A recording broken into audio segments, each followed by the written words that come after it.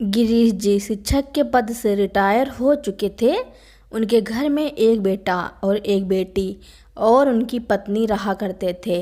बेटी की तो उन्होंने शादी कर दी थी और बेटे की शादी की बात चल रही थी, लेकिन गिरीश जी की पत्नी रेखा जी का यह मानना था कि शादी वह गांव से ही करेंगी, क्योंकि गांव की लड़कियां उनकी बुढ़ापे में सेवा करेंगी, जबकि शहर की लड़कियां तो नौकरी के लिए बाहर चली जाती हैं और उनसे कोई मतलब नहीं रखेंगी, ना ही उनकी सेवा करेंगी।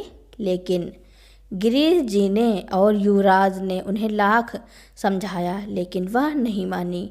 ये बुढ़िया कब तक खाती रहेगी? जल्दी जल्दी मुंह चला। मोहल्ले वालों से बतियाते समय तो बहुत जुबान चलती है तेरी, अभी नहीं चल रही है। जल्दी जल्दी खा बुढ़िया और घर के काम में लग जा। सारा काम बिखरा पड़ा है, घर में पोछा लगाना बाकी है।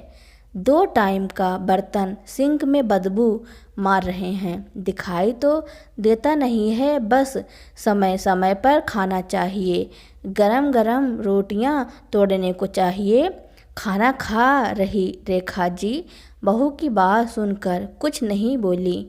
कुछ सुनाई देता है तुम्हें कि नहीं? मैं और मेरी माँ बाजार जा रहे हैं, 1-2 घंटे में लौटेंगे। तब तक काम खत्म हो जाना चाहिए। अगर बाकी रहा तो फिर देख लेना, मुझसे बुरा कोई नहीं होगा।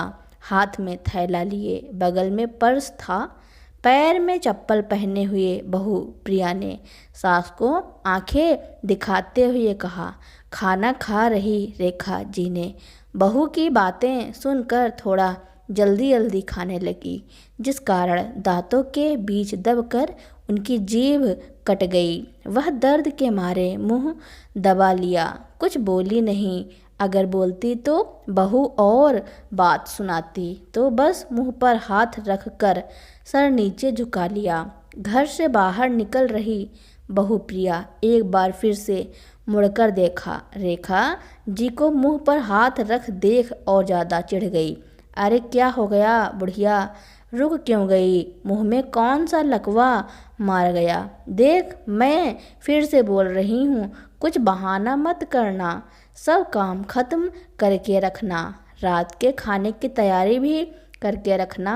बच्चों को बाहर पार्क में ले चली जाना, और हाँ, बच्चों पर ही नज़र रखना, ध्यान देना। यह नहीं कि बच्चों को छोड़ दिया और खुद गप्पे मारने में लग गईं।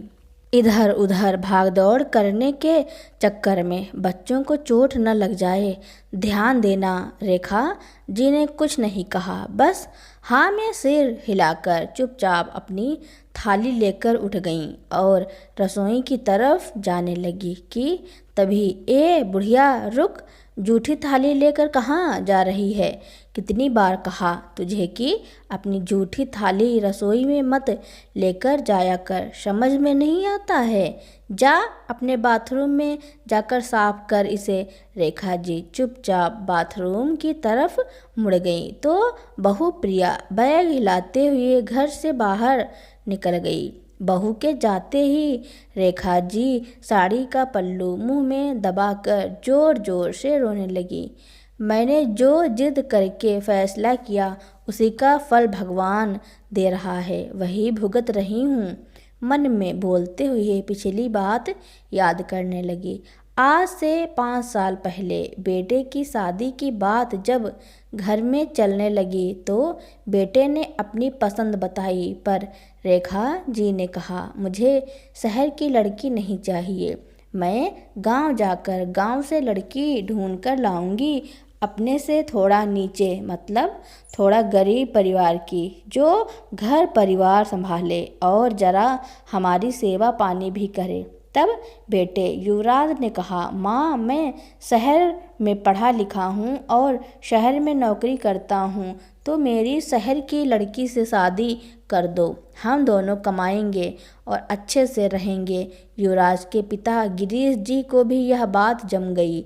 हाँ, युवराज की माँ बेटा सही कह रहा है, वह शहर में रहता है तो उसको वहीं की लड़की जमेगी, तो शहर की लड़की से ही शादी कर देते हैं।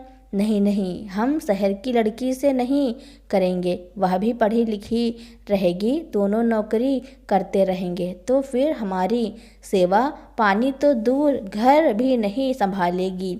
देख रहे हैं अपने बगल में यादव जी की बहू को, बेटा बहू दोनों नौकरी करते हैं तो कैसे अपने बूढ़े माँ बाप को छोड़कर विदेश में जाकर बस गया। साल 2 साल में एक बार आता है माँ बाप से मिलने, हर महीने पैसे भिजवा देता है, नौकर चाकर लगा दिया है, पर क्या जो अपने बाल बच्चों के साथ रहने में सुख है वह कितना भी नौकर चाकर लगा रहे उसमें कहाँ सुख है। कहना तो तुम्हारा सही है, पर जरूरी नहीं गांव की लड़की आए तो तुम्हारी सेवा ही करे। अरे नहीं करेगी, कोई बात नहीं, जाने दीजिए, साथ में तो रहेगी तो हमें भी सुकून मिलेगा, अच्छा लगेगा। एक ही तो बेटा है हमारा, तो हम बेटे बहू के साथ ही रहना चाहते हैं। माँ की जिद के सामने बेटा और पति की एक नहीं चली और वह सभी अपनी शादी के लिए लड़की देखने गांव चले गए। गांव में सभी कितना रिश्ता देखने के बाद प्रिया के बारे में पता चला। वह जरा गरीब परिवार से लेकिन पढ़ी लिखी थी। रेखा जी ने देखा तो एक बार में पसंद कर लिया। अरे जैसा नाम है वैसी सुंदर भी दिखती है और मुझे लगता है उसका गुण भी ऐसा ही है। मैं तो उसके घर गई थी, देखा कितना अच्छे से काम कर रही थी, अपनी माँ का हाथ बटा रही थी। मैंने पूछा भी सारा काम जानती है? रेखा जी ने तुरंत अपने बेटे को प्रिया से मिलने के लिए कहने लगी। युवराज जब मिला तो लड़की पसंद तो खूब आई, पर एक बात मन में अभी भी खल रही थी कि वह शहर में था और लड़की गांव की, तो मन नहीं हो रहा था। लेकिन माँ के सामने वह मुंह नहीं खोल पाया। यदि खुलता भी तो माँ एक नहीं सुनती, एक नहीं चलने देती, इसलिए वह चुपचाप उससे शादी के लिए हामी भरती।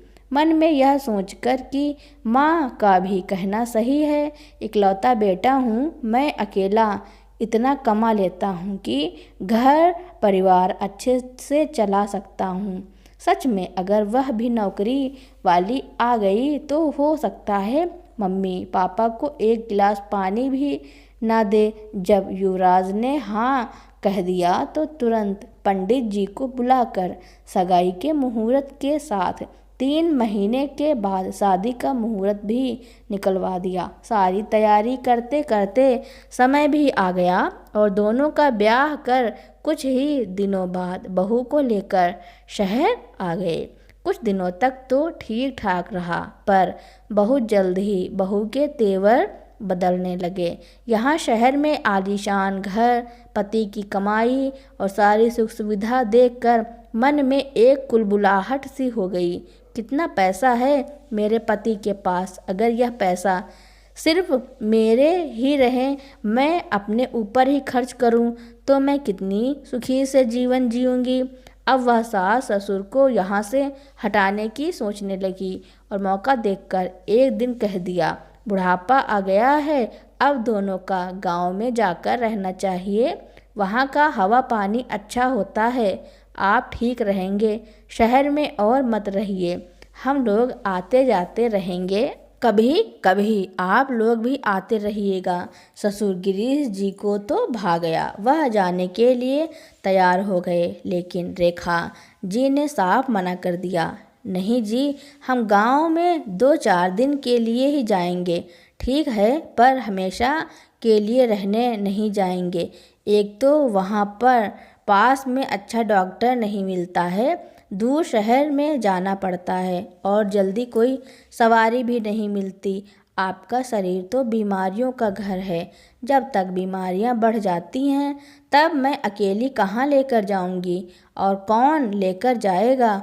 यहाँ शहर में पास में सब कुछ है, बेटा नहीं भी रहता है तो मैं अकेली भी लेकर चली जाती हूँ। गांव में इतनी सुविधा नहीं है, इसलिए हम नहीं रहने जाएंगे।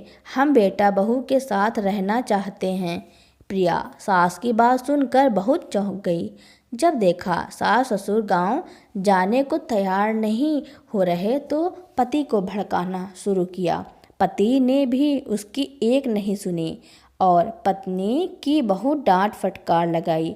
क्यों तुम ऐसा बोल रही हो? वह मेरे मम्मी पापा हैं, उनको जहाँ रहना है वहाँ रहेंगे। तुम्हें किसी चीज़ की कमी करता हूँ क्या? और भी चाहिए तो बोलो। अगर तुम चाहती हो पैसा मैं तुम्हें हाथ में दूँ तो ठीक है, मैं अब से तुम्हारे हाथ में पैसा दूंगा, पर मेरे मम्मी पापा से जाने के लिए कहना, और अगर मेरे मम्मी पापा के साथ कुछ भी गलत हुआ तो मुझसे बुरा कोई नहीं होगा। प्रिया अपने पति के तेवर को देखकर सहम गई और वह कुछ दिनों के लिए शांत हो गई।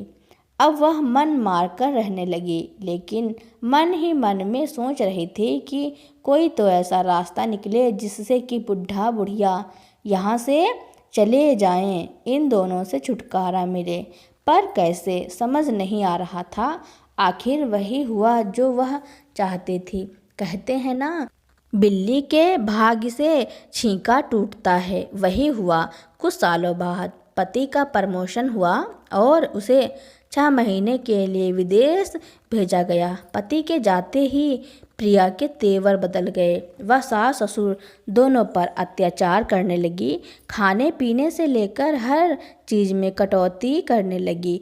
इतना ही नहीं, घर की काम वाली हटा दी और घर का सारा काम सास से करवाने लगी और बाहर का सारा काम ससुर जी से। सुबह सुबह 4 बजे ही इस कड़कड़ाती ठंड में उठाकर डेयरी से दूध लाने के लिए बीमार ससुर को भेज देती। रेखा जी कहती भी कि बहू, जब तुम्हें जल्दी चाय पीने की आदत है तो रात को ही दूध रख लिया करो। सुबह सुबह इतनी ठंड में यह दूध लेने जाते हैं तो उनकी हालत और ज़्यादा खराब हो जाती है। इतना सुनते ही बहू तमतमा कर बोली, बुढ़िया, अगर इतनी ही दया आती है तो तू क्यों नहीं चली जाती और कान खोलकर सुन ले, दूध आते ही मेरे रूम में मुझे चाय चाहिए। इतना कहते हुए वह अपने कमरे में चली गई। बेचारे गिरीश जी रोज़ सुबह 4 बजे उठते और डेयरी से ताज़ा दूध लेकर आते। दूध आते ही रेखा जी बहू को चाय बनाकर देती। इतनी ठंड में सुबह सुबह काम करने के कारण दोनों की तबीयत बहुत ज़्यादा खराब होती जा रही थी। बेटा विदेश से पूछता तो दोनों पति पत्नी को कुछ शिकायत करते नहीं बनता कि आखिर बेटा इतना दूर है, कुछ कहेंगे तो हो सकता है उसे भी तकलीफ़ हो, कुछ समस्या हो जाए, या फिर हो सकता है दोनों के बीच मन मुटाव हो जाए, इसलिए मन मारकर रहने लगे। बेटा जो भी खर्चा पानी के लिए माँ बाप को पैसे भेजता, आते ही बहुत सारे पैसे उनके हाथ से छीन लेते और एक फूटी कौड़ी भी उनके हाथ में नहीं रखती। रेखा जी जब बहू से कहती, बहू उनकी दवाइयाँ ख़त्म हो गई हैं, बेटे ने जो पैसे दिए हैं उनमें से कुछ तो दे दो, कम से कम तुम्हारे ससुर जी की दवाइयाँ ही आ जाएंगी। बहू ने गुस्से में रेखा जी के चिमटा मारते हुए कहा, बुढ़िया, मेरा पति वहाँ इतनी मेहनत करके कमाता है, वह क्या ऐसे ही तुम लोगों पर लुटा दें? इस बुढ़े का क्या है, यह तो एक दिन मर ही जाएगा पर हमें कंगाल कर जाएगा, पड़ा रहने दे इसे ऐसे ही। बहू की बातें सुनकर रेखा जी की आंखों में आंसू आ गए। रेखा जी के पास जो भी गहने और थोड़े बहुत पैसे थे उसी से अपने पति की दवाइयों का खर्च उठा रही थी। जब वह भी सब खत्म हो गया तो बेटे को एक दिन बहू से छिपकर फ़ोन पर अपनी बात बताने ही लगी कि बहू ने फ़ोन उनके हाथ से छीनकर ज़मीन पर पटक दिया और बोली, खबरदार बुढ़िया, जो एक शब्द भी मुंह से निकाला तो, वरना आधी रात को ही दोनों को घर से निकाल दूंगी बिना दवाई और गोली के। अब तो गिरीश जी की तबीयत और ज़्यादा खराब रहने लगी और 6 महीने बीतते बीतते वह इतना बीमार पड़ गए कि एक दिन सीढ़ी से उतरते समय चक्कर खाकर गिर गए। रेखा जी रसोई से निकलकर दौड़ती हुई आईं और गिरीश जी को देखकर उनकी चीख निकल पड़ी। उन्होंने जल्दी से बहू को आवाज़ लगाई। बहू फ़ोन में हाथ लेते हुए आई और बोली, बुढ़िया क्या है, क्यों गला फाड़ फाड़ कर पूरा घर सर पर उठा रखा है, दिख नहीं रहा? मैं अपनी माँ से बात कर रही हूँ। रेखा जी बोली, बहू जल्दी से गाड़ी निकालो, तुम्हारे ससुर जी सीढ़ियों से गिर गए हैं। पर बहू फ़ोन लेकर वहीं सोफे पर आराम से बैठ गई, जैसे उसे सास की बातों से कोई फ़र्क ही नहीं पड़ा था। रेखा जी बहू के पैरों में बैठकर हाथ जोड़कर गिड़गिड़ाते हुए बोली, बहू ऐसा मत करो, तुम्हारे ससुर जी की हालत बहुत ज़्यादा खराब है, देर हुई तो कहीं कोई अनहोनी ना हो जाए। लेकिन बहू ने उनकी एक न सुनी और फ़ोन पर अपनी माँ के साथ वीडियो कॉल ही करती रही। रेखा जी बाहर दौड़ते हुए आई और किसी पड़ोसी को बुला कर लाई और उनके साथ पति को अस्पताल ले जाने लगी। जब तक डॉक्टर के पास जाते तब तक उन्होंने रास्ते में ही दम तोड़ दिया। डॉक्टर को दिखाने पर पता चला कि वह हृदय रोग से ग्रस्त थे। अब रेखा जी को याद आया, वह अक्सर कहा करते थे कि मुझे छाती में दर्द हो रहा है। अब रेखा जी के हाथ में पैसा नहीं था। बहू को रेखा जी ने कितनी बार कहा इलाज करा देने के लिए, पर बहू ने नहीं कराया। हर बार यही कहती थी कि मेरे पास पैसे नहीं हैं और खबरदार जो अगर कभी तुम दोनों पैसे के लिए बेटों को कॉल किया तो अब हमारा भी परिवार है, हम अपने बारे में सोचेंगे। पिता के अंतिम संस्कार के लिए बेटा घर आया तो उसे माँ की हालत को देखकर बड़ा अचंभा हुआ कि माँ का शरीर बिल्कुल सूख कर ढांचा बन चुका है। सारे क्रियाकर्म खत्म होने के बाद उसने एकांत में माँ से बात की, लेकिन रेखा जी पति की मौत के बाद तो जैसे पत्थर की ही मूरत बन गई थी। बस पति की तस्वीर को सीने से लगाए रोती रही और कुछ नहीं बोली। 2 दिनों बाद जब बेटे और बेटी के जाने का टाइम आया, दोनों ने फिर से माँ से एक बार बात करने की कोशिश की। इस बार रेखा जी को थोड़ा होश आया और वह बेटे से कुछ बताना चाह रही थी, लेकिन बहू ने बीच में आकर उनकी बात काट दी और एक बार फिर से उनके मन में दबी बात मन में ही दफन होकर रह गई।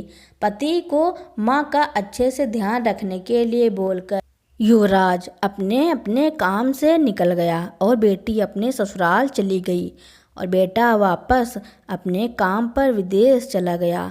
रेखा जी अब अक्सर उदास रहने लगी थी। ऐसे ही समय बीतता गया और करीब 6 महीने बाद बेटा घर आया तो बहू ने सास को पहले ही हिदायत दे दी कि बेटे के सामने दोबारा मुंह खोलने की कोशिश की तो मुझसे बुरा कोई नहीं होगा, तुम्हारा भी वही करेंगे जो बुढ़े का किया। रेखा जी डर के मारे बेटे को कुछ नहीं कह पाई। बेटे ने पूछा भी तो बस कहा, हाँ मैं अच्छे से रह रही हूँ। इसी बीच प्रिया गर्भवती हो गई तो युवराज भी रुक गया। पत्नी को देखभाल करने के लिए बच्चा होने के कुछ दिनों बाद एक बार फिर वह विदेश चला गया तो बहू ने अपनी देख रेख के लिए अपनी माँ को बुला लिया। पति वापस गया तो बहू की मनमानी और बढ़ गई। अब तो माँ बेटी बेचारी रेखा जी से ही घर के सारे काम करवाती। रेखा जी अगर एक बार भी ना नुकुर करती तो बहू बुरी तरह से झगड़ा करने लगती और माँ बेटी भला बुरा कहकर बीच में हाथ भी उठा देती। इसी बीच रेखा जी को घुटनों में दर्द होने लगा, जिस कारण काम करने में दिक्कत होती और काम करती तो बाद में बहुत दर्द होता। लेकिन बहू और उसकी माँ रेखा जी का दर्द समझने को तैयार नहीं थी। दोनों को लगता था कि वह बहाने बना रही हैं। सब याद करके रेखा जी फूट फूट कर रोने लगी। भगवान क्यों इतना न्याय करते हैं मेरे पति के साथ? मुझे भी उठा लेते, क्या ज़रूरत थी इतनी लंबी आयु देने की? मुझे अगर दिया भी तो हाथ पैर सही सलामत रखते। और रोते हुए घर के काम में जुट गई। लेकिन हाथ पैर में दर्द हो रहा था तो थोड़ी देर आराम करती, फिर बैठ जाती। जब तक माँ बेटी मार्केट से आईं तब तक काम खत्म नहीं हुआ। यह देखकर बहू एक बार फिर चिढ़ गई। तूने पेट भर के खाना मिलता है, बैठे बिठाए दवा पानी करती हूँ, इसलिए तेरा बदन और ज़्यादा दर्द होने लगता है। जब दवाई कराने के बाद भी दर्द होता ही है तो फिर क्या फ़ायदा दवाई खाकर? तो आज से तेरा दवाई बिल्कुल बंद। रेखा जी रोती हुई गिड़गिड़ाती रह गई। बहू ऐसा मत करो, ठंडी का महीना है, मैं उठ बैठ भी नहीं पाऊंगी। लेकिन बहू ने एक नहीं सुनी। रेखा जी मनोरमा जी से हाथ जोड़कर बोली, समधन जी बहू को समझाइए, ऐसा ना करे। लेकिन मनोरमा जी भी झाड़ से बोली, क्या गलत कह रही है मेरी बेटी? चुपचाप होकर काम करती रहिए और 2 रोटी खाती रहिए। इतना कहते हुए दोनों माँ बेटी कमरे में चली गईं। उस दिन से रेखा जी को ना कभी समय पर खाना मिला, ना ही दवाई। दिसंबर की कड़कती ठंड, ऊपर से घुटनों का दर्द, वह दिन रात दर्द के मारे कराहती रहती। कुछ दिन यूं ही बीत गए। जब रेखा जी को दर्द बर्दाश्त नहीं हुआ तो उन्होंने एक बार फिर बहू के आगे हाथ जोड़ते हुए कहा, बहू मैं तेरे आगे हाथ जोड़ती हूँ, चल मुझे डॉक्टर से दवाई दिला दे। या मुझे डॉक्टर के पास नहीं ले जाएगी तो तू ही दवाई ला दे, अब दर्द बर्दाश्त नहीं होता। एक बार दर्द कम हो जाएगा तो मैं घर का सारा काम कर दूंगी और तुम माँ बेटी की खूब सेवा करूंगी। ठंडी है ना, इसलिए दर्द बहुत हो रहा है। मैं सच कह रही हूँ, झूठ नहीं बोल रही हूँ। रेखा जी हाथ जोड़कर गिड़गिड़ा रही थी। इतना सुनते ही बहू ने हाथ में डंडा लिया और उनको जोर जोर से पीटे जा रही थी और मनोरमा जी उस पर चिल्लाए जा रही थी। तभी दरवाजे पर बेल बजी। कौन आया होगा? वह थोड़ा सकपका गई, फिर सास को हिदायत देते हुए कहा, खबरदार जो मुंह से एक शब्द निकाला तो मुझसे बुरा कोई नहीं होगा।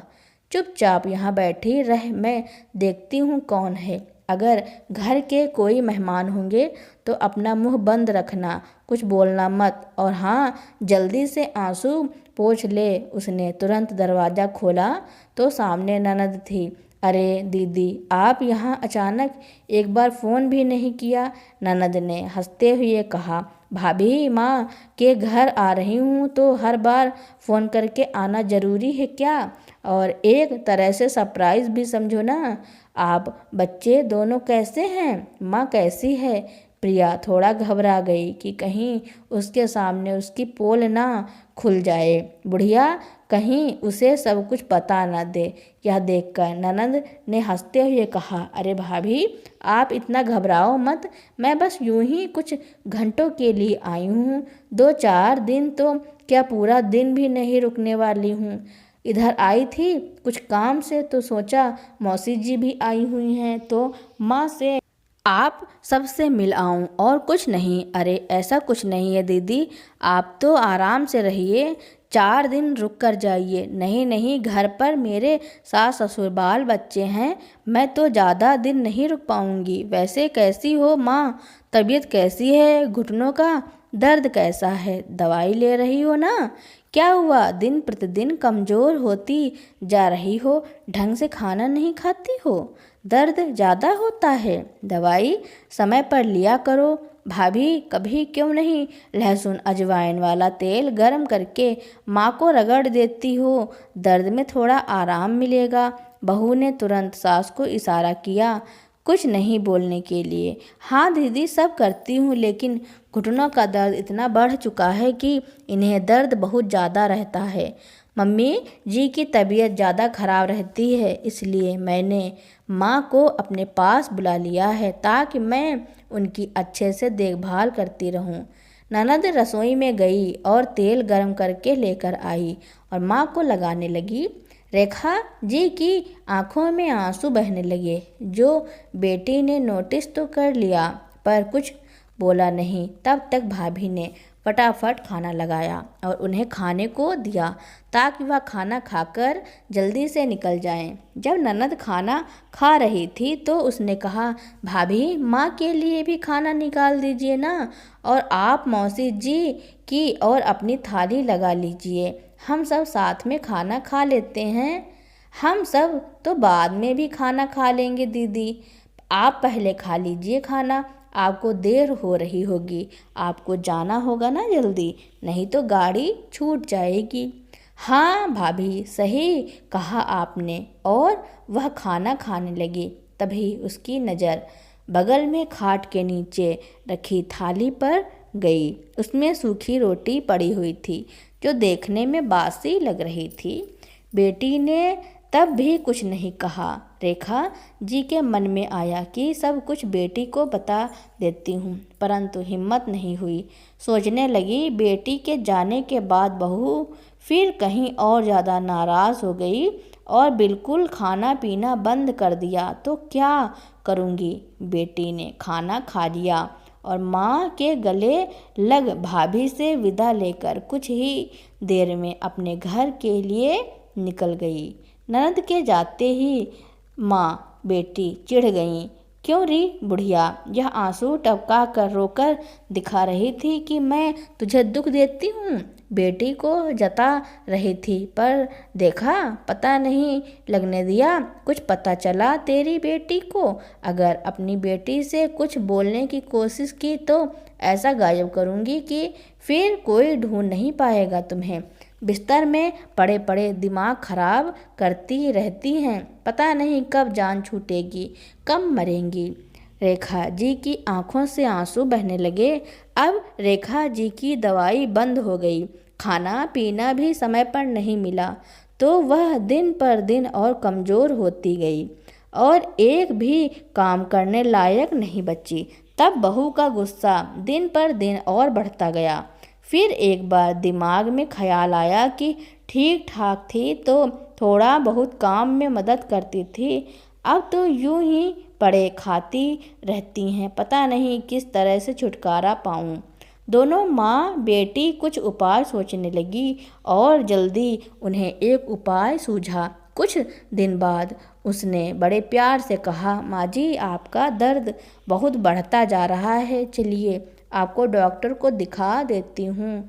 रेखा जी को विश्वास नहीं हुआ कि बहू इतने प्यार से इस तरह बात कर सकती है, फिर डॉक्टर से दिखा सकती है। रेखा जी को कुछ शक हुआ और माँ बेटी के साथ जाने से इनकार कर दिया।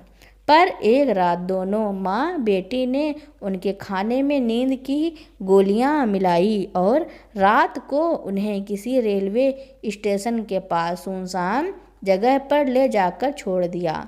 मनोरमा जी रेखा जी का शरीर ठंडा होता देख बोली, बेटा देख तो कहीं बुढ़िया लुढ़क तो नहीं गई। उसने जब रेखा जी को देखा तो उनका शरीर कोई हरकत नहीं कर रहा था।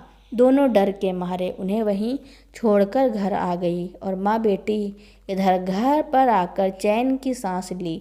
चलो मम्मी जी, उस बूढ़ी से छुटकारा तो मिला, लेकिन कहीं बुढ़िया जिंदा हुई तो, और उसने किसी का नाम बता दिया और वह यहाँ तक आ गई तो फिर क्या होगा? तब तो वह यहाँ रहेगी भी और बेटे को भी सब बता देगी, फिर तो मेरी खैर नहीं। हे भगवान, ऐसा कुछ नहीं हो, यह बुढ़िया वापस पलट कर ना आए, ऐसा जरूर कुछ करना। आखिर भगवान ने भी उसकी प्रार्थना सुन ली और वैसा ही हुआ जैसा उसने चाहा, वह माँ पलट कर नहीं आई।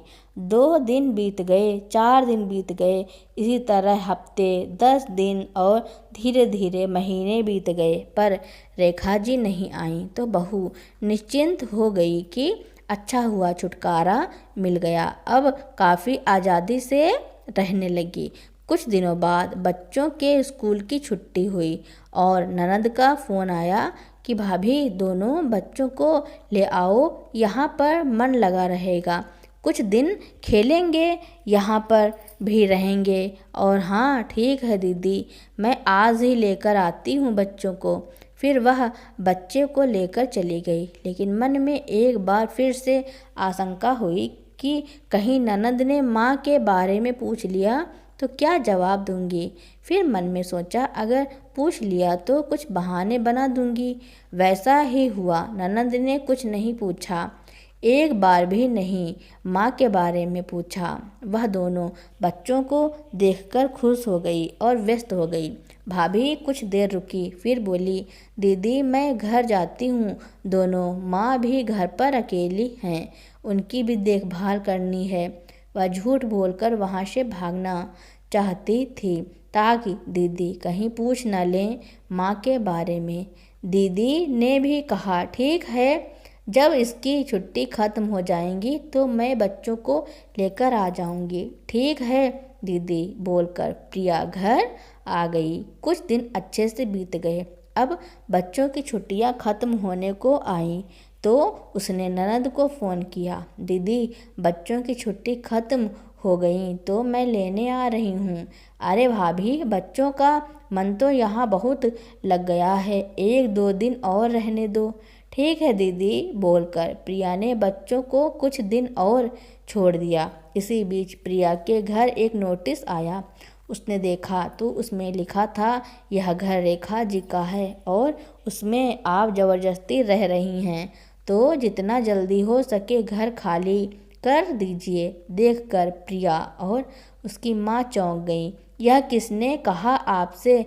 जिसका घर है उसी ने कहा है। आप जल्द से जल्द घर को खाली कर दीजिए, नहीं तो हमें ज़बरदस्ती आपको हटाना पड़ेगा, आपका सामान बाहर फेंकना पड़ेगा। दोनों के पैरों तले जमीन खिसक गई। यह कैसे हो सकता है? कहीं बुढ़िया जिंदा तो नहीं? पर अगर जिंदा है तो आखिर है कहाँ?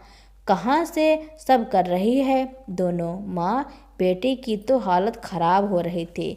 तुरंत उसने अपने पति को फ़ोन लगाया। पति ने भी एक बार में फ़ोन उठा लिया। क्या हुआ, क्यों इतना परेशान हो? अरे परेशान क्यों ना हो, तुम तो विदेश में जाकर बैठे हो। तुम्हारी माँ इधर मुझे परेशान कर रही है। इतने अच्छे से रह रही थी, मैं सेवा कर रही थी, पता नहीं किसने क्या सिखा पढ़ा दिया, नहीं मालूम। कुछ दिन पहले घर छोड़कर चली गईं और अब नोटिस भेजी है, हमें घर खाली करने को कहा है। अब मैं 2 बच्चों को लेकर कहाँ जाऊंगी भला? जरा अपनी माँ को कहो कि बुढ़ापे में दिमाग फिसल गया है तो सही जगह पर दिमाग को रखें। लेकिन माँ कहाँ गई है और ऐसा क्या हुआ जो माँ ने ऐसा कदम उठाया? अरे पता नहीं कहाँ गई हैं, अचानक ही घर छोड़कर चुपचाप चली गई हैं, बता कर भी नहीं गईं और चुपचाप नोटिस भेज दिया।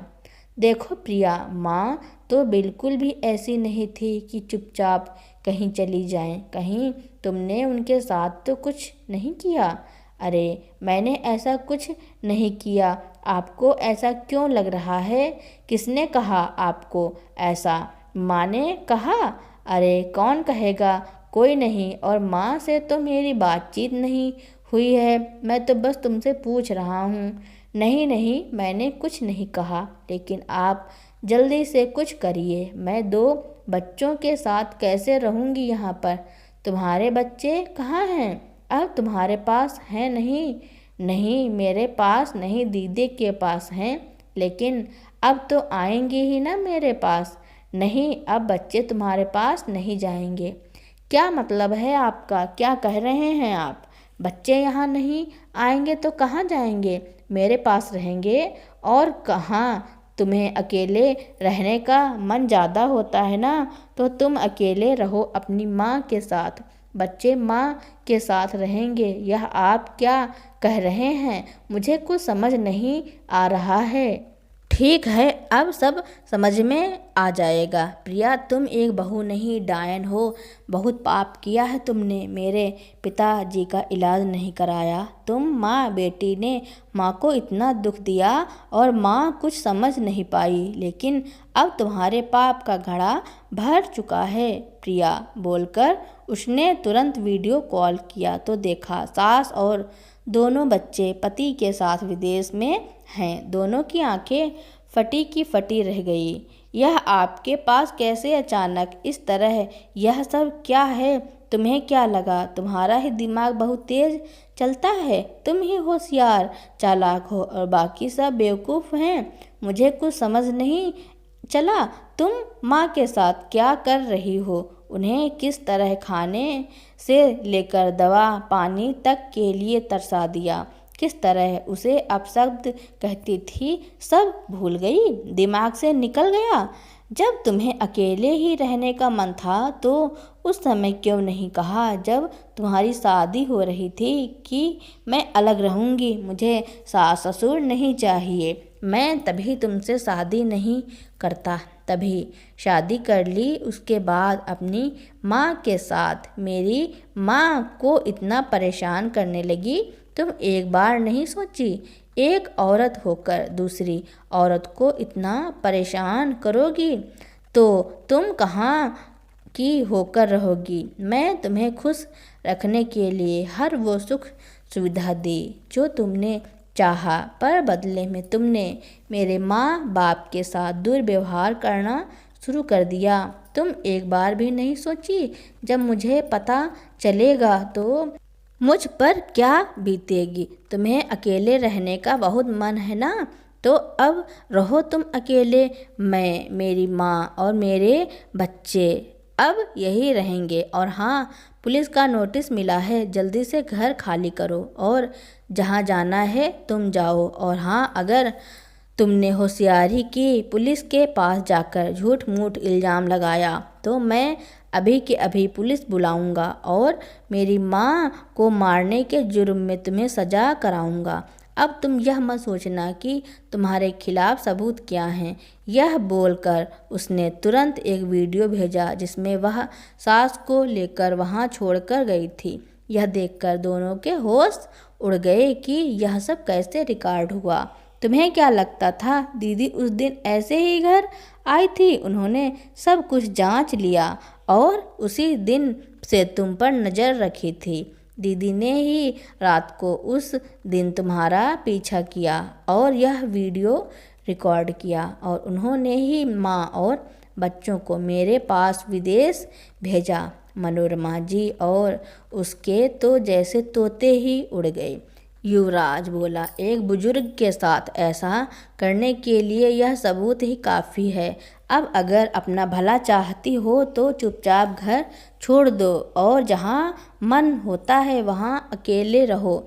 यही तुम्हारी सज़ा है। मैं तुम्हें पुलिस के हवाले नहीं करूँगा, लेकिन हाँ, तुम्हें कभी नहीं अपनाऊँगा, कभी अपने पास नहीं बुलाऊँगा।